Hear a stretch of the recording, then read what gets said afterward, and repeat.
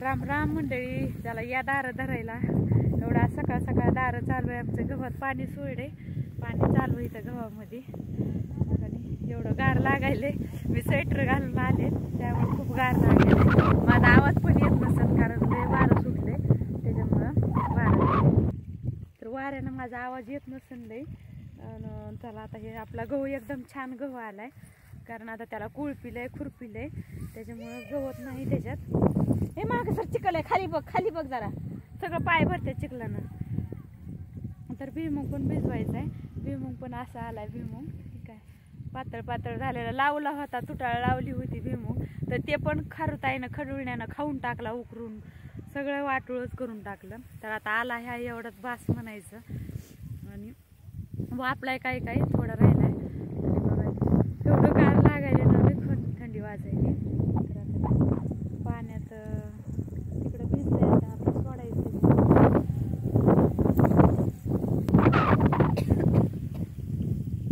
तर बघा पाणी आता पलीकडे सोडायचं, कारण त्या गव्हाला कसं पाट केलेलं नसते, तर ह्यानं पाणी सोडलं होतं, म्हणून ते कुणीकडे बी पाणी कसं बी पाणी चाललंय.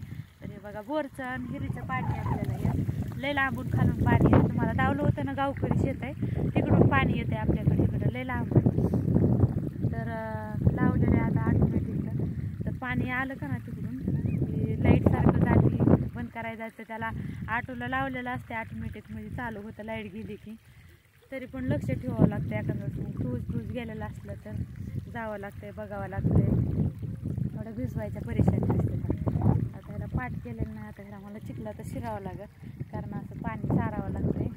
आणि इथं कसं पाट केलेलं असल्यावर आपोआप पाणी जातं, सारं केलेलं असल्यावर. तसं सारं केलेलं नाही ह्याला, तसलं ते ठिबक लावलेलं होतं, त्याच्यामुळं ती पाणी होतं. पण ते भिजाना लय तुडवायला लागला गहू, म्हणून असं कडानं पाणी सोडलं. आता त्याला मी शिरते आता पाण्यात, आणि पाटानं पाणी सोडते जरा पाईप लावून. तर बघा, आम्हाला कमेंटमध्ये नक्की सांगा आमचा गहू कसा आलाय ते. मला गेल्या वेळेस कमेंटमध्ये आलं होतं की छान तुमचा गहू आलाय ताई. आणि बघा आता आम्ही गहू जास्त काय पेरीत नाही, तर म्हणजे कसं ज्वारी पेरली ना, ज्वारी कडबा लागतो जनावराला खाण्यासाठी, त्यामुळे ज्वारी पेरीत असतो. पण गहू पण थोडा थोडा खायला पुरता मग इथं पेरलाय, नाही तर तिकडं खाली पेरीत असतात गावकरी शेतात. तर आता ह्या वर्षी इथं पेरलाय, थोडा भुईमुग पलीकडे आणि इथं. आणि इथलं शेत चांगलं, इथं थोडी माती टाकली म्हणून चांगले, नाही तर आमचं सगळं माड रानच आहे.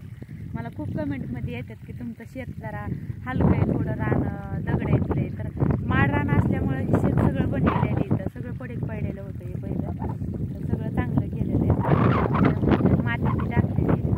माझा आवाज काय येत नसेल, कारण वाऱ्याचं लय वारं सुटले, हवा सुटली, त्याच्यामुळं. तरी आमच्या पाहुणीबाई आल्या आज, आमची बाची. ते आज कार्यक्रम होता, पण आपला रहित झाला आहे कार्यक्रम. आता शुक्रवारी कार्यक्रम आहे, म्हणून आल्या होत्या या. तर आता 2 दिवस राहणार आहेत, मग शुक्रवारी आपला कार्यक्रम आहे.